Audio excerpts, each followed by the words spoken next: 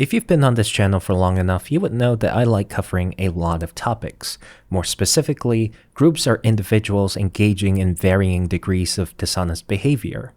I'm talking about financial gurus, cult leaders, internet outrage merchants, war hawks, you name it. I always find it interesting how most of these people get away with what they did. Having so many people behind their backs, while they either get to peddle demonstrably false information or promote their next big grift. In an ideal world, these people would be rightfully shunned and their integrity questioned by the wider public. Unfortunately for all of us, we didn't live in that world. Instead, we live in a world where scammers and charlatans are allowed to grow and thrive unabated, not just in the real world, but also on the internet, especially on social media sites such as Facebook, Twitter, and YouTube. YouTube as a platform has a long-standing problem with advertisements. The excessive amount of ads the users received, coupled with YouTube's insistence to serve low-effort or even outright shady ads to literally everyone, makes using the site more and more aggravating to use over the years. We've seen this many times: horrendous mobile gaming ads, hyperbolic political bullshit, get-rich-quick schemes, the list goes on and on and on and on. Very little has been done by Google to solve this issue, and nobody knows why a multi-billion-dollar corporation is so hesitant to do anything about it and seemingly chooses to ignore the issue altogether. Until now. What if I tell you that YouTube is actively and knowingly promoting misinformation and financial scams to its users? What if I tell you that YouTubers actually have the power to decide what ads appear on their videos, and that they can exercise that power to prevent their viewers from seeing these problematic ads? It's a very bold claim to make, which is why I'm making this video to show you how it works.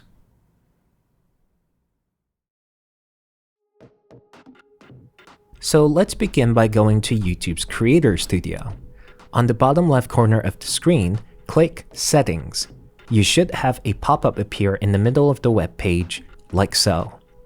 On the sidebar, click Add Categories, and within this page, there are 3 tabs to choose from: URLs, Sensitive Categories, and General Categories. Select Sensitive Categories, and you will be greeted with a list of 15 specific ad categories you can block. Do note that regular users cannot control which specific ad categories they want to see or block, as these settings can only be controlled by the content creators they watched on YouTube. So, the 15 ad categories listed here are as follows: bare skin, image only; black magic, astrology, and esoteric; cosmetic procedures and body modification; dating; downloadable utilities; drugs and supplements; get rich quick; politics; reference to sex; religion; sensationalist; sexual and reproductive health; social casino games; video games, casual and online; and weight loss. Right off the bat, you may notice some choice ad categories featured in this list. The ones that stood out to me the most would be get rich quick, sensationalist, and social casino games. Also, it's worth mentioning that there's supposed to be 2 other ad categories in this list, which are gambling and alcohol. However, gambling and alcohol ads are forbidden in some jurisdictions such as Malaysia, where I live, hence why it wasn't featured in this list. If you live in a country where gambling and alcohol ads are technically legal, such as the United States, United Kingdom, or Germany, you may see it on your list. Anyway, these 4 aforementioned categories are what I found the most problematic, so let's go through them one by one.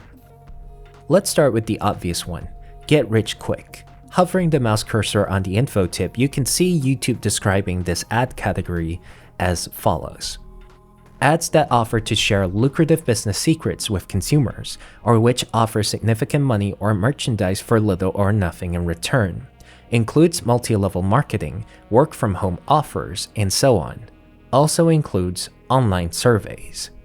For those who don't know what get-rich-quick schemes are, it's essentially a catch-all term to describe a plan or strategy that promises unrealistic rates of monetary returns with as little skill, effort, or time required to do so.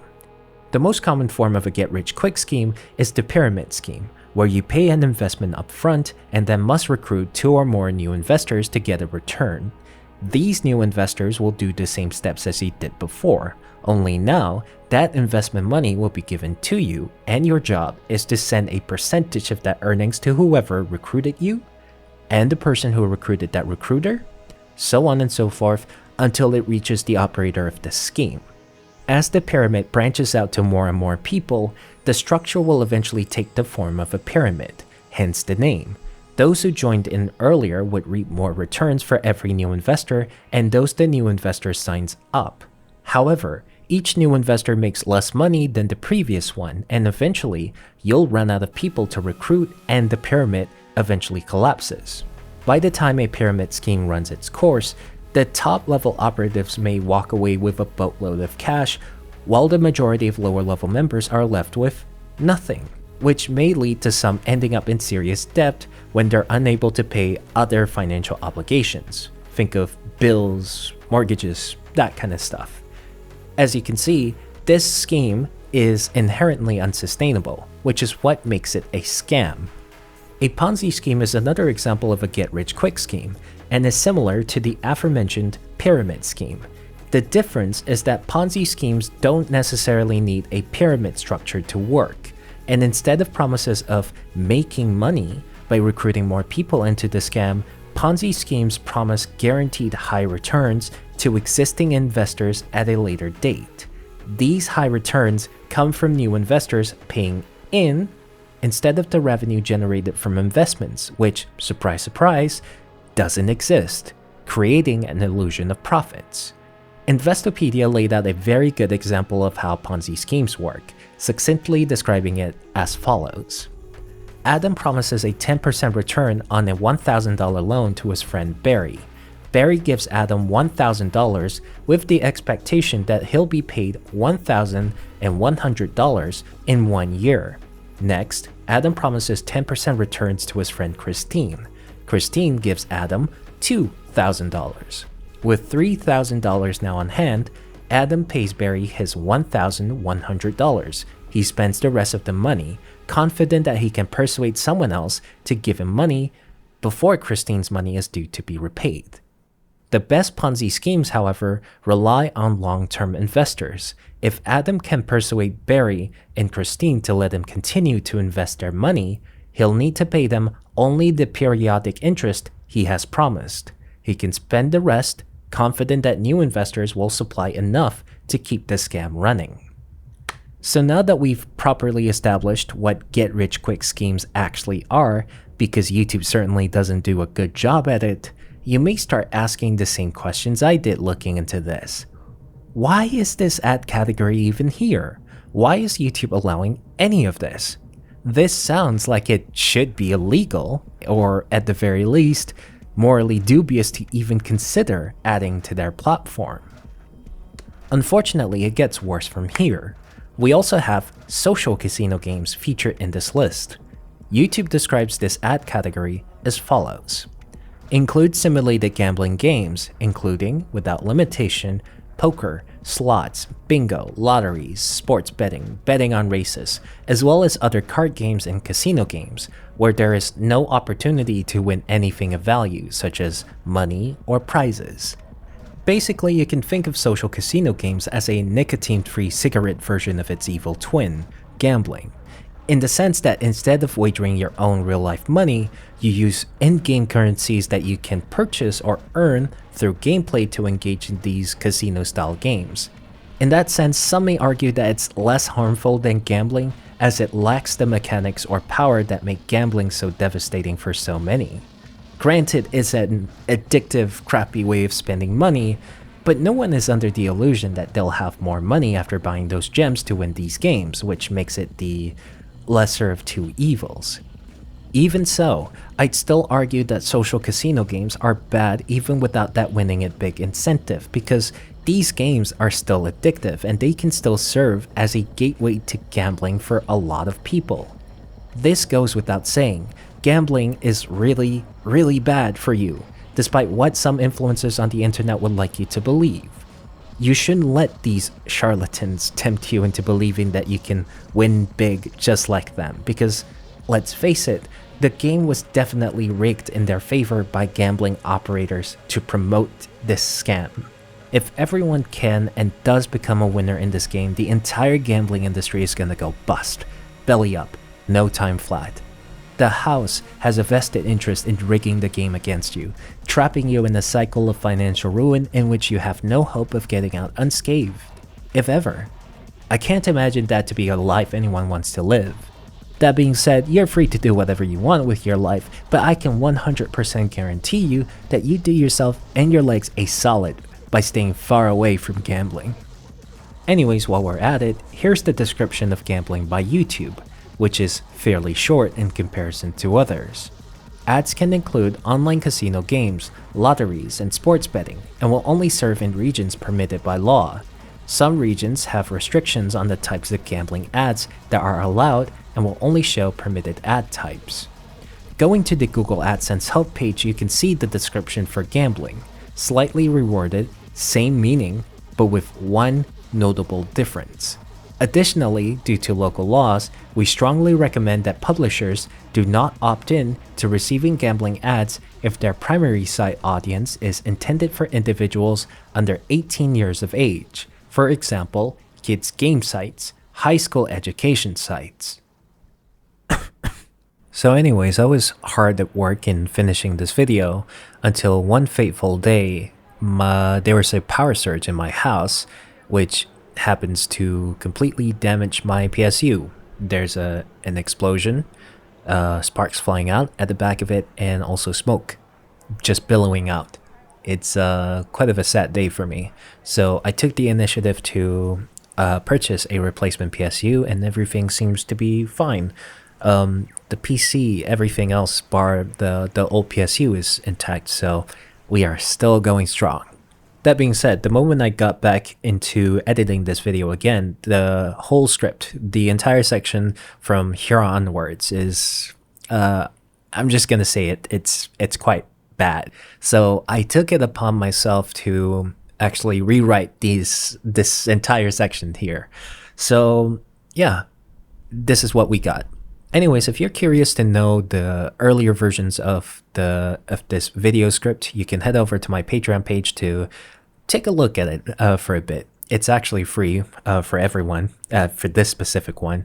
So just so I could rest easy knowing that nothing is going to waste.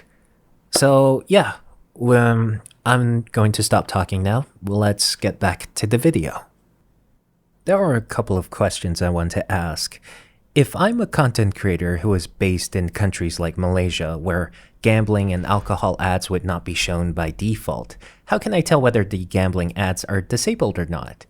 As I mentioned before, gambling and alcohol are the only sensitive ad categories that are hidden on my YouTube's backend. If I choose to disable gambling ads for whatever reason, for example, how can I tell whether those ads would not be shown to everybody else?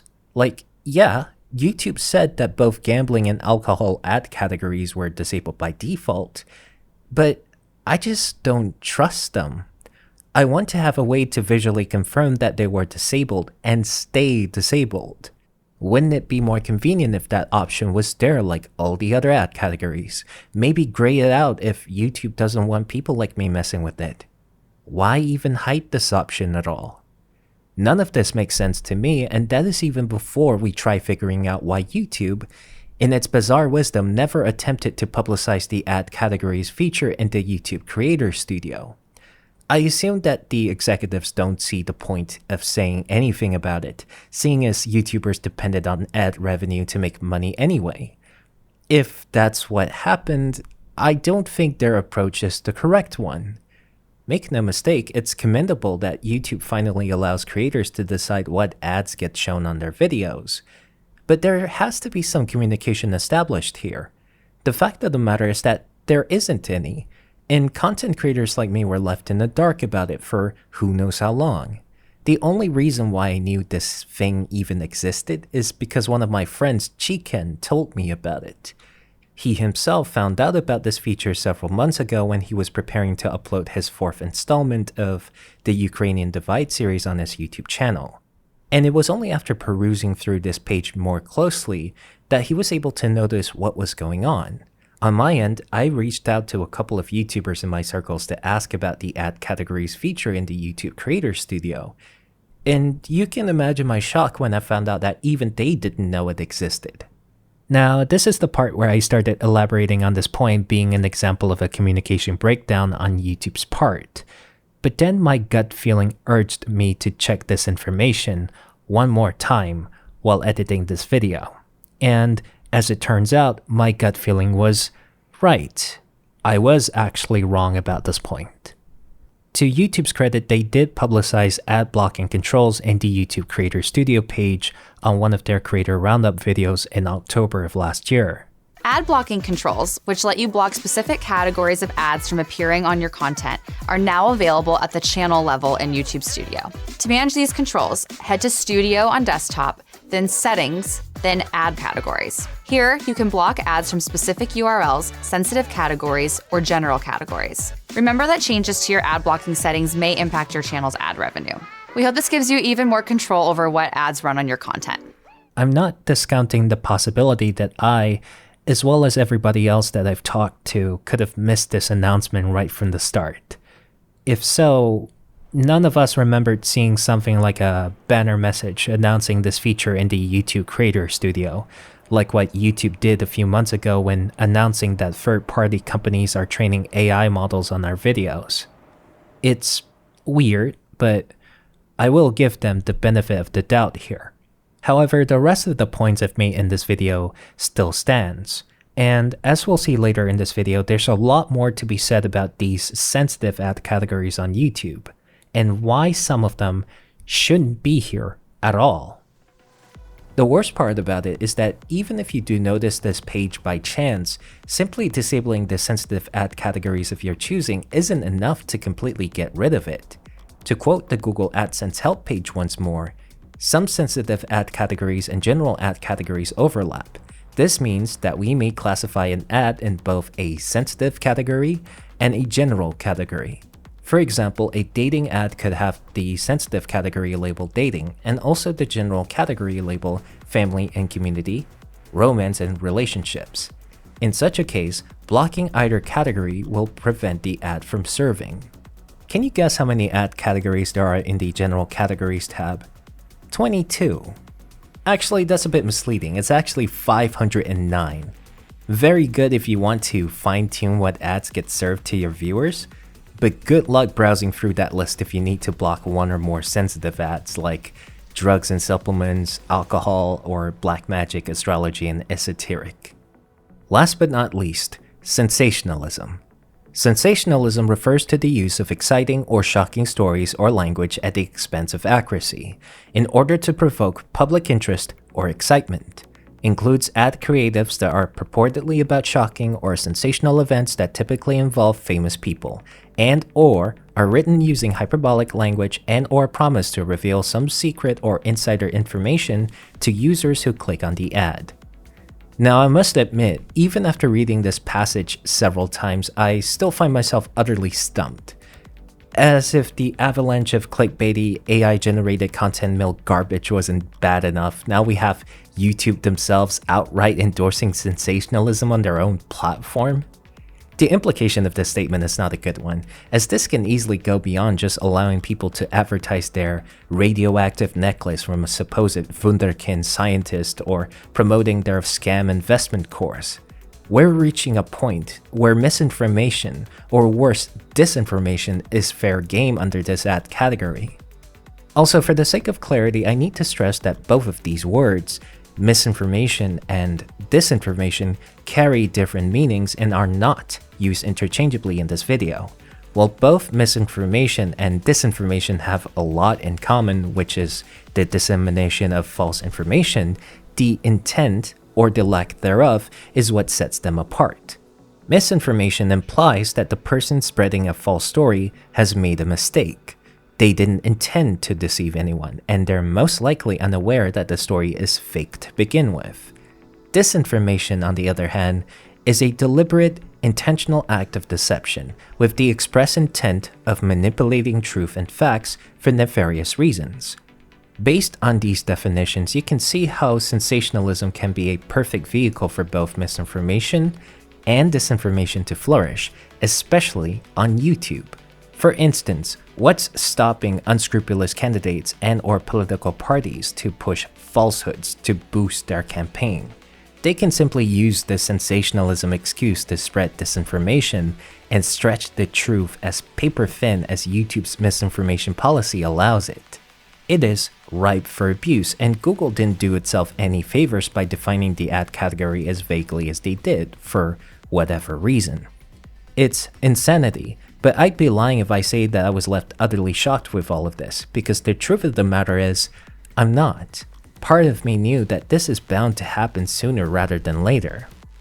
I know I'm going to sound like a broken record repeating all of this from my Yeonmi Park and Sweet Baby Inc. collaboration video, but there's a lot, and I mean a lot, of money and clout to be made from tapping into this sensationalism trend, and more people, not just ad agencies and news outlets, are capitalizing on this opportunity because it's the easiest way to get a leg up in the online sphere.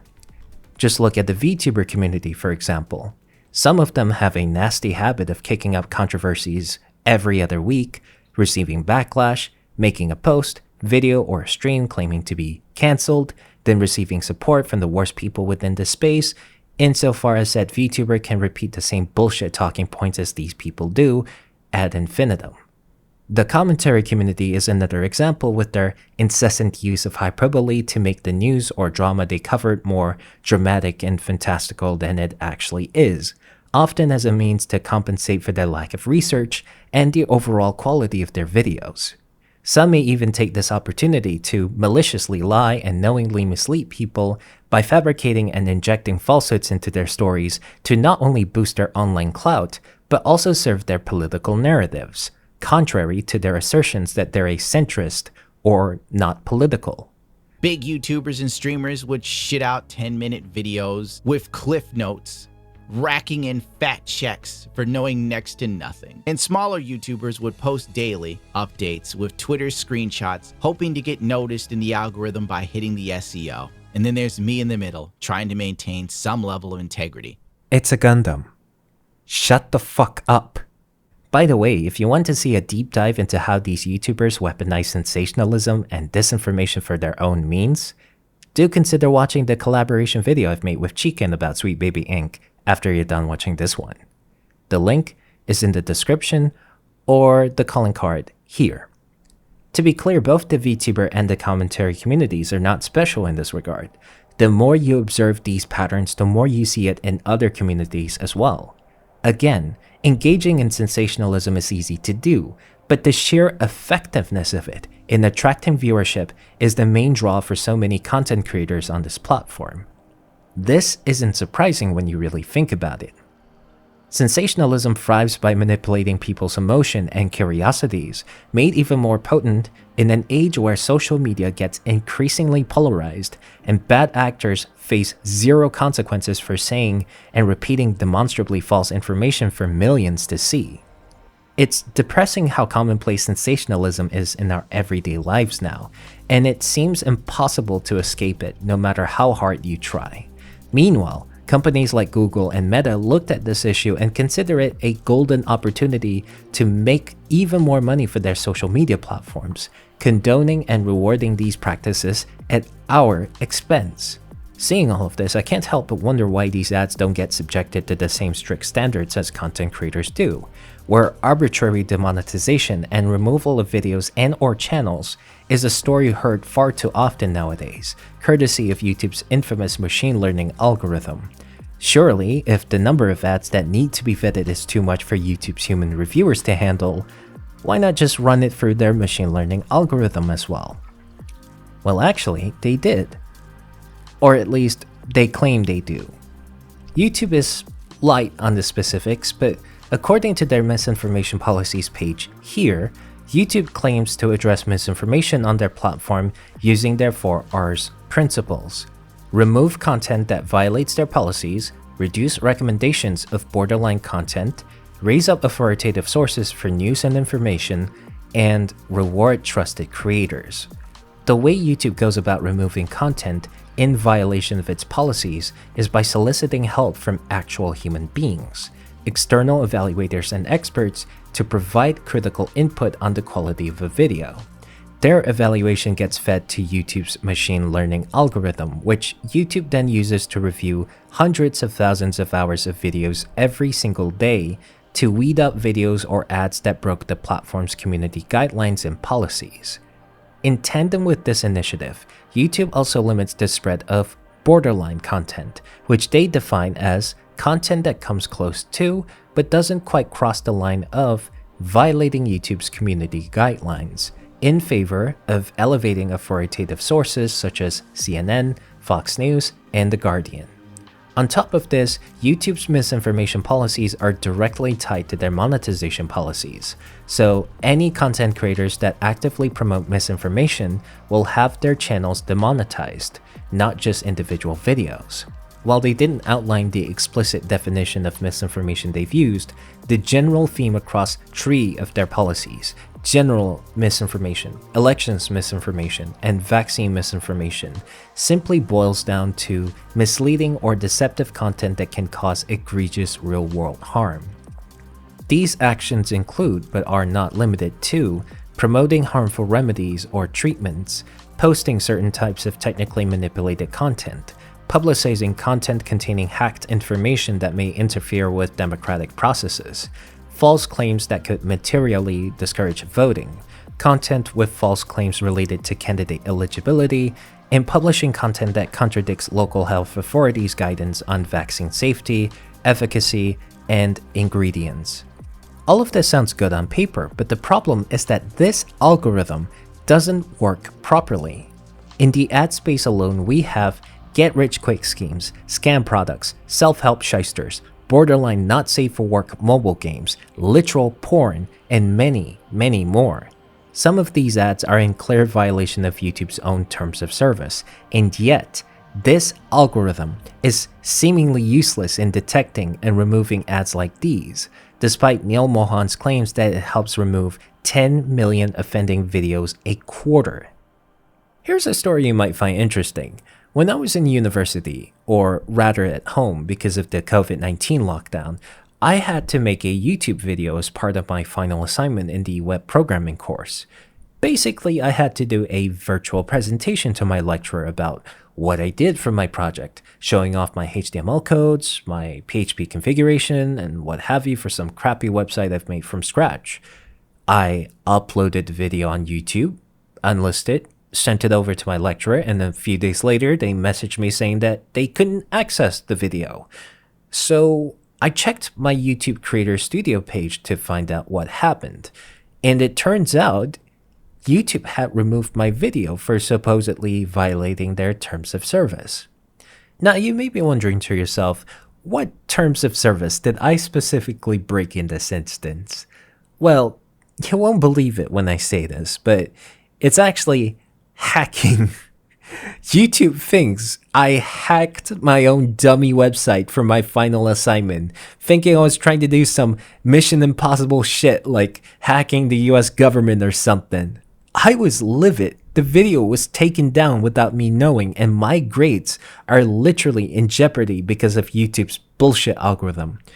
I wasn't having any of this, so I explained the situation to my lecturer and asked if I can resubmit the video through Telegram. And to make the long story short, they agreed. So in the end, I managed to score an A for web programming. You can see why I had a hard time trusting Neil Mohan's 10 million figures he pulled out of thin air. If something as innocuous as my assignment video got mistakenly removed, and most likely get counted in the sum, there's no telling how many more videos like mine received the same fate. Considering what we know about YouTube and its lack of transparency, I'm inclined to believe that YouTube's claims of improved accuracy on its machine learning systems are vastly overblown and should not be taken seriously. Speaking of not taking things seriously, Google took the path of least resistance of doing nothing about all this, to say nothing of the many genuine grievances people had with their business practices dating back more than a decade. These problems get worse and worse with each passing year, but they seem disinterested to nip these problems in the bud. For the longest time, I never understood why Google just lets it happen, pretending as if everything is fine and dandy. That is, until I had an epiphany.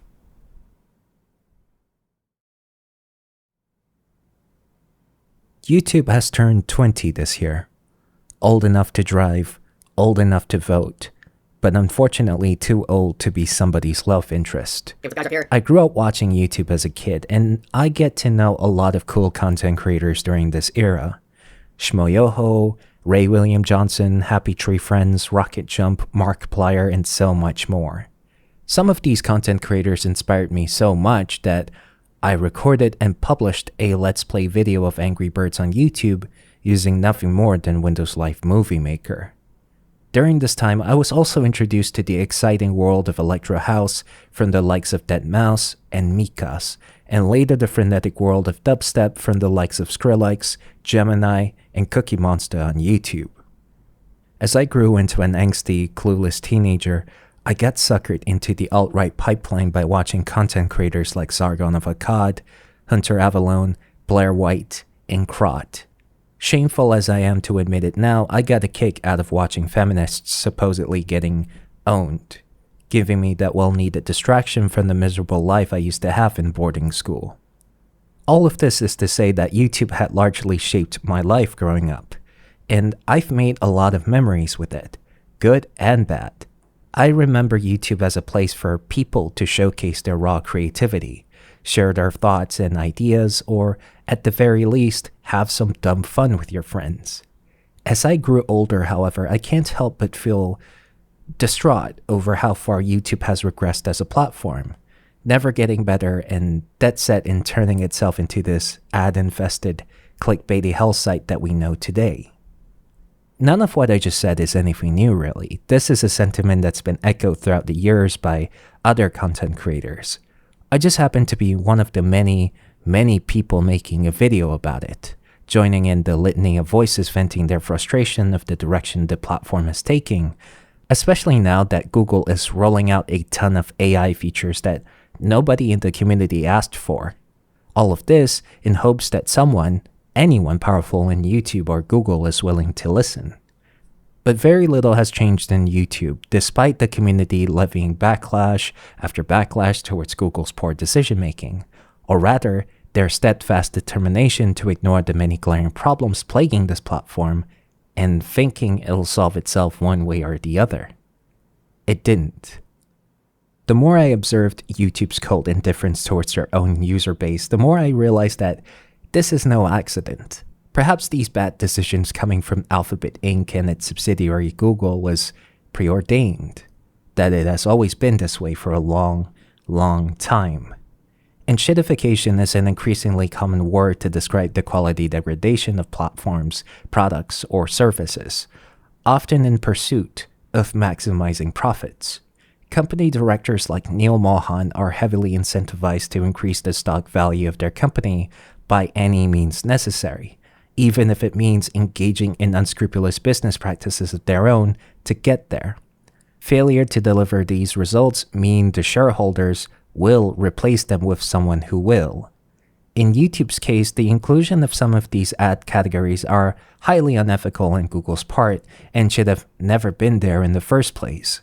They went through all that effort to categorize and explain these sensitive ad categories to the content creators one by one, and the fact they tried sugarcoating the description of some of these just makes it worse. It proves that they know how bad some of these sensitive ad categories are. They knew that if they present these ad categories as is, the community would tear them to shreds. But ultimately, as Chiken puts it, they simply don't care because they know they make money from it themselves. And I agree with him. At the end of the day, they're only answerable to the shareholders, not the content creators, and certainly not the users. It didn't matter one bit to them if scammers and outrage merchants are allowed to grow and thrive on their platform, while they screw over content creators using their hubristic, dysfunctional algorithm. So long as the line goes up forever and the company directors get undeservedly rewarded with obscene annual bonus packages, all is right with the world to them. people like us could do nothing but watch. Though if there's one solace to be had from all of this is that these executives, these CEOs, will never live a peaceful day in their lives anymore. Not after seeing what the people are capable of doing when they pushed things too far. These executives can conjure the state to protect them all they want while they continue making bank screwing the common folk over. But that lingering fear and paranoia will still remain. Perhaps 8 billion people won't go so far as to confront them head on and throw rotten tomatoes at them all at once. But you don't need this many people to finally make them see reason. It only takes one motivated person to do it in the only language they seem to understand. And when that inevitably happens, they have nobody else to blame other than themselves. They should do well to tread very, very lightly.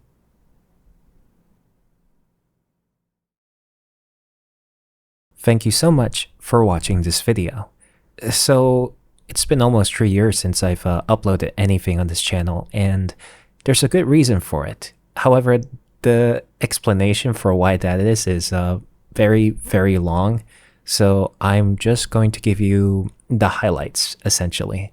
So, basically, I've managed to graduate from my university back in 2023, and a few months later, I managed to secure my first job.